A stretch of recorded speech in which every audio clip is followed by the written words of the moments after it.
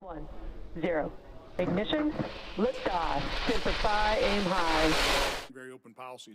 Je vais céder la parole au sénateur Hawley qui a potentiellement d'autres idées sur cette question.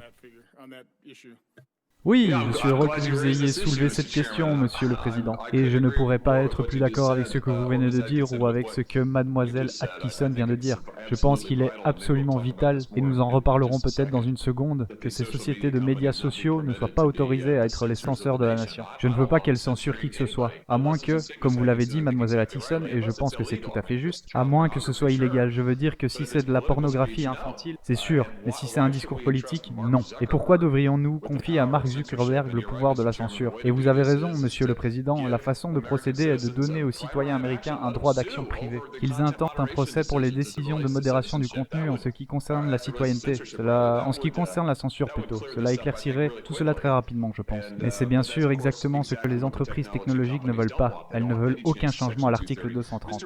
Monsieur Brock, laissez-moi venir vers vous si je peux pour parler un peu du processus de la FISA. Ce processus exige, si je comprends bien, que le directeur ou le directeur adjoint certifie chaque demande de la FISA.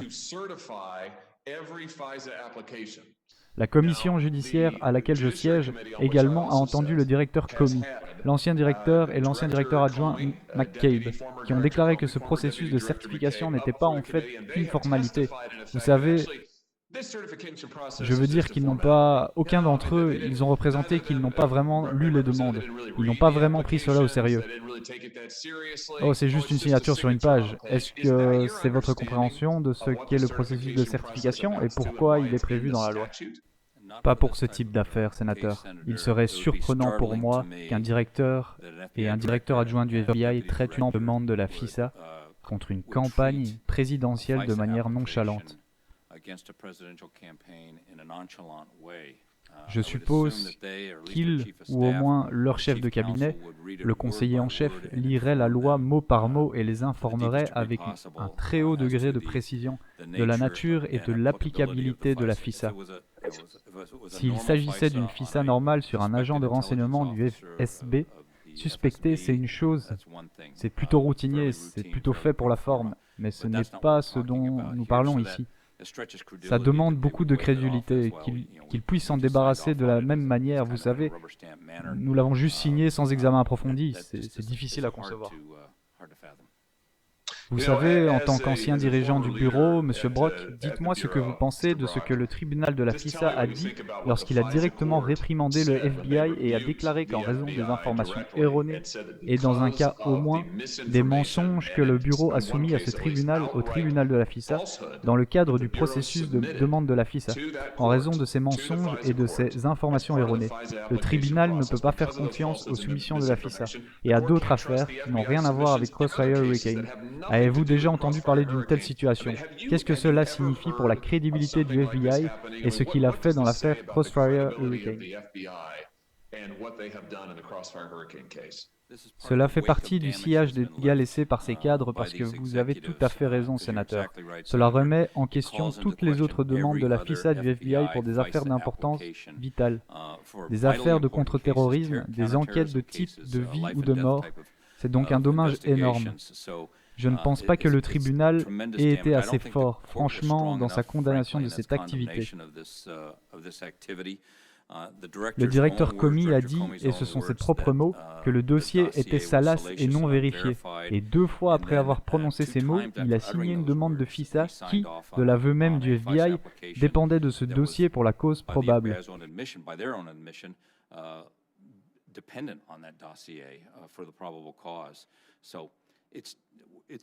Il est donc difficile de comprendre ce qu'ils pensaient et pourquoi ils ont agi ainsi, si ce n'est qu'il y avait une arrière-pensée quelque part. Laissez-moi vous interroger sur votre témoignage. Votre témoignage écrit ce que vous avez dit, que vous êtes fermement convaincu qu'il n'y avait pas assez de preuves pour justifier l'ouverture de l'enquête Crossfire Hurricane. Dites-nous-en un peu plus à ce sujet. Oui, merci. Je veux être clair ici parce que, évidemment, je prends une position différente de ce que l'inspecteur général a écrit dans son rapport. Mais si vous lisez attentivement, il a interviewé les membres de l'équipe Crossfire Hurricane et tous ont parlé de la nécessité d'une enquête. d'une enquête sur l'interférence russe avec les élections. Personne ne conteste cela. C'est clairement une responsabilité du FBI. La Russie essaye toujours d'interférer avec les élections et d'autres parties des activités de notre gouvernement. Personne ne conteste cela. Crossfire Hurricane est une affaire qui a été ouverte contre des citoyens américains et des membres d'une campagne présidentielle. C'est sans précédent. Cela n'a jamais été fait auparavant. On pourrait penser qu'elle serait traitée avec le mot « précaution » inscrit partout, tout le long du processus de prise de décision, mais il n'en a pas l'air. Ils ont donc littéralement pris des informations de quatrième main. Le FBI a reçu des informations d'un gouvernement étranger amical, que nous savons maintenant être l'Australie, qui à son tour a eu une conversation avec George Papadopoulos, qui à son tour reçu des informations maintenant connues comme étant par l'intermédiaire de Joseph Mifsud, selon lesquelles les Russes avaient laissé entendre qu'ils avaient des informations préjudiciables à la campagne de Clinton. Je ne sais pas comment vous pouvez rassembler tout cela pour faire des prédictions suffisantes pour ouvrir ne serait-ce qu'une enquête préliminaire, une enquête limitée. Ils sont allés de l'avant et ont ouvert une enquête complète qui leur a permis d'utiliser tous les pouvoirs d'investigation du FBI contre les citoyens américains. Et comme je l'ai souligné plus tôt, non seulement ils se sont appuyés sur des oui-dire de quatrième main, mais dans ces déclarations du diplomate australien, il y avait 2 déclarations disculpatoires qui auraient dû mettre fin à cette histoire à ce moment-là, mais qui ne l'ont pas fait. C'est vrai. Et nous savons maintenant que la source, le dossier Steele, qui était la principale source pour les mandats de la FISA, et nous avons entendu des témoignages à la commission judiciaire selon lesquels les mandats de la FISA n'auraient pas été émis s'il n'y avait pas eu le dossier Steele. Et nous savons maintenant que la principale source était en fait un agent russe, qui était soumis à une enquête de contre-espionnage par le FBI au moment où ils ont demandé les mandats. Je veux dire que c'est juste... Vous ne pouvez pas inventer ce genre de choses. Je veux dire que si c'était un film, vous diriez « Oh, c'est totalement invraisemblable ». Mais en fait, c'est vraiment arrivé, et c'est pourquoi je continue à croire que c'est potentiellement le plus grand scandale de l'histoire du FBI. Mais laissez-moi vous demander, vous avez parlé du soin avec lequel cette enquête a été menée. Il semble qu'elle ait été traitée avec beaucoup de soin par un petit groupe de personnes très soudées au siège du FBI sous la direction de Peter Strzok. Vous avez aussi McCabe là-dedans, qui est à la tête de ceci. Et cela est inhabituel, n'est-ce pas? Il est inhabituel qu'une enquête de cette nature soit lancée non pas à partir d'un bureau extérieur, mais au siège du FBI par un très petit groupe de personnes. Je veux dire, dites-nous simplement en tant que personne ayant déjà participé à ce processus, pourquoi est-ce que la procédure dans ce cas-ci et l'initiation, pourquoi est-elle inhabituelle? Oui, il est difficile d'arriver à exprimer à quel point ce comportement était anormal.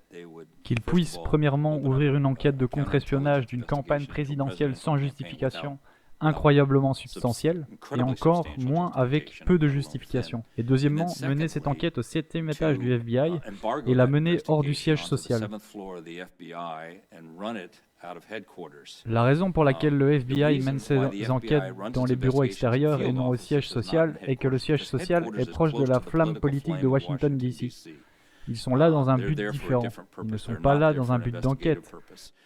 Ce sont les bureaux de terrain qui s'occupent des enquêtes. C'est là que se trouve l'expérience. C'est là que se trouve la sobriété dans le jugement de l'existence d'un motif adéquat selon les directives du procureur général.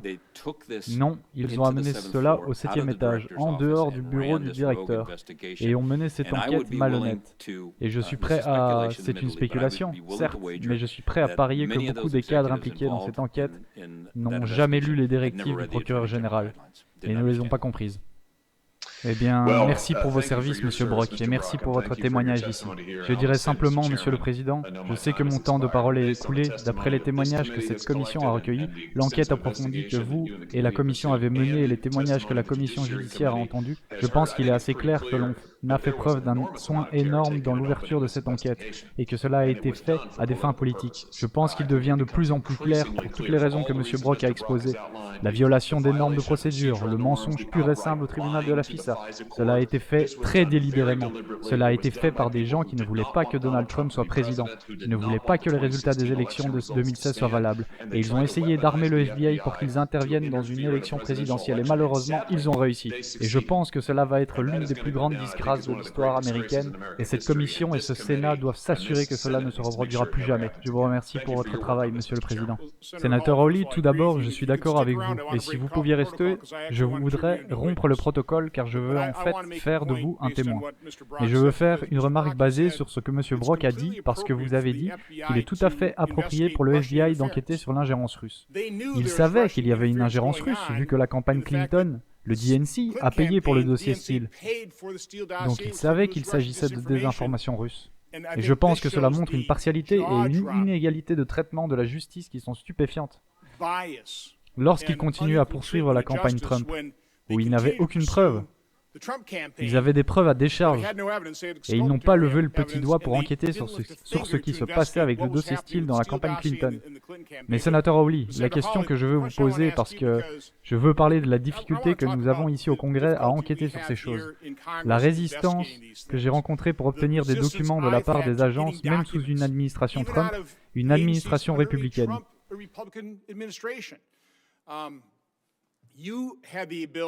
Vous avez pu interroger M. Comey et M. McCabe. Et d'ailleurs, vous avez fait un excellent travail avec M. Dorsey et M. Zuckerberg, notamment parce que vous aviez des informations d'un lanceur d'alerte, vous aviez des documents. Donc, vous pouviez leur poser des questions assez dures, des questions assez révélatrices. Mon gros problème, en amenant soit M. Comey, soit M. McCabe, vous savez, n'importe lequel de ces personnages, c'est que nous n'avons pas eu les documents. Pouvez-vous nous parler de la préparation en vue de votre audience judiciaire où vous avez interrogé M. Comey et M. McCabe? Je l'ai regardé, il y a eu quelques révélations intéressantes. Mais parce que vous n'aviez pas de documents, parce que vous ne pouviez pas, vous savez, leur demander « Eh bien, que vouliez-vous dire dans ce courriel ?» Dans quelle mesure cela vous a-t-il empêché de les interroger lorsqu'ils ont témoigné devant votre commission? Je pense qu'il ne fait aucun doute que l'obstruction, et je pense que c'est le seul mot que vous pouvez raisonnablement utiliser ici, l'obstruction du FBI à la fois du comité judiciaire et de ce comité, dans l'enquête au sujet de Crossfire Hurricane sur son origine, a absolument entravé l'enquête. Bien sûr, cela a été délibéré. Je veux dire, ils nous ont caché des informations, des documents. Nous avons dû menacer, nous avons dû cajoler, nous avons dû délivrer des assignations dans certains cas. Je veux dire, vous savez ce que c'est. C'est ce que vous avez fait. Donc, ne pas pouvoir avoir le matériel source. Et je vais vous dire aussi, vous savez, on nous a mentionné encore et encore le rapport Durham. Vous savez, eh bien, Durham s'en occupe. Attendez, Durham. Le Sénat a sa propre responsabilité de supervision. Et le public a le droit de savoir. Et quand une élection présidentielle a été truquée, quand le FBI a été utilisé par un parti politique, dans ce cas, la campagne Clinton en 2016, qui a utilisé le FBI, l'organisme d'application de la loi le plus puissant au monde pour interférer dans une campagne présidentielle et avec succès, ils l'ont fait avec succès. C'est une chose sur laquelle le Sénat doit absolument enquêter.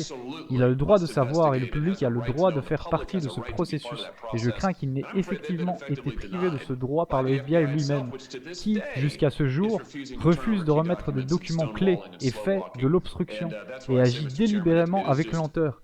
Et c'est pourquoi je dis, Monsieur le Président, que la conclusion selon laquelle le FBI a besoin d'une réforme assez fondamentale vient de se confirmer en moi. Et ce que M. Brock vient de décrire, c'est qu'une atmosphère politique a clairement pris le dessus aux échelons supérieurs du FBI, ce qui cause un grand préjudice aux agents de terrain et aux hommes et femmes qui sont sur la ligne de front chaque jour pour faire respecter la loi, enquêter, traduire les criminels en justice.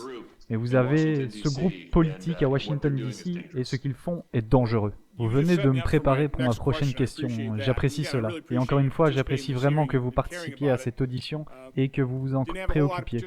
Nous n'avons pas eu beaucoup de participation, nous avons eu quelques sénateurs démocrates qui s'y sont vaguement intéressés et qui n'ont posé aucune question. Donc, ils ne sont pas particulièrement curieux et c'est une partie du problème.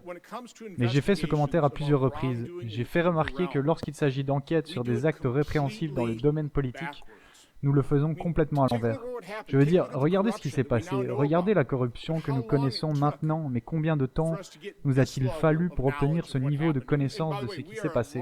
Et d'ailleurs, nous sommes loin de tout comprendre à cause de la résistance, à cause de l'obstruction. Mais je dirais que l'ordre des enquêtes devrait commencer, encore une fois, Il s'agit d'enquêtes dans le domaine politique, les méfaits qui s'y produisent. Il faudrait commencer par des enquêtes du Congrès. Le Congrès devrait avoir accès à toutes les informations. Je ne peux pas vous dire combien de fois l'excuse m'a été donnée lorsque nous avons demandé des choses, même sous assignation, que, eh bien, vous savez, nous avons une enquête criminelle en cours, ou nous avons un conseiller spécial, ou nous avons John Durham, vous savez, il ne veut pas que vous vous immisciez dans son enquête. La manière dont cela devrait fonctionner, car de mon point de vue, il est bien plus important d'exposer cela pour que le public comprenne ce qui s'est passé,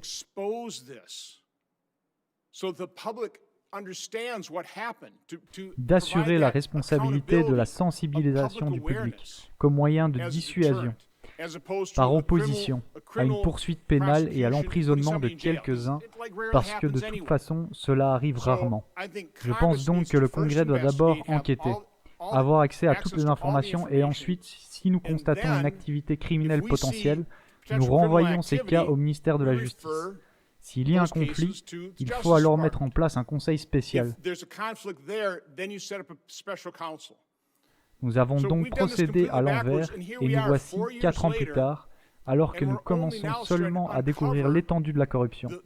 Et la corruption est incroyablement inquiétante. Elle aurait dû inquiéter chaque membre du Congrès, chaque sénateur américain, chaque membre de cette commission. Mais ce n'est évidemment pas le cas, parce qu'apparemment la corruption est partisane. Si c'est de la corruption dans le camp de votre parti, vous ne vous en inquiétez pas. Je m'en inquiète, peu importe le parti. The very word secrecy is repugnant in a free and open society. And we are, as a people, inherently and historically opposed to secret societies, to secret oaths, and to secret proceedings. We decided long ago that the dangers of excessive and unwarranted concealment of pertinent facts far outweighed the dangers which are cited to justify it.